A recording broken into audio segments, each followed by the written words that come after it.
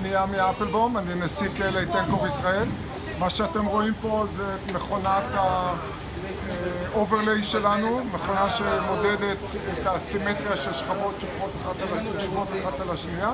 המכונה כולה פותחה פה בישראל, היא מיוצרת פה בישראל, נמכרת בכל העולם ללקוחות כמו סמסונג, TSMC, UMC, טושיבה, כל החברות שמובילות בתעשיית הסמי-קונדקטור, שמאפשרות את ייצור של האייפון 6 והאייפון 7 בעתיד וה-PCs.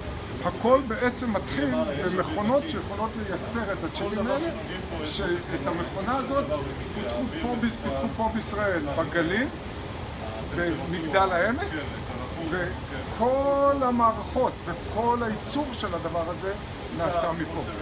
אז יש לנו בהחלט הרבה דברים שאנחנו יכולים להיות גאים בהם.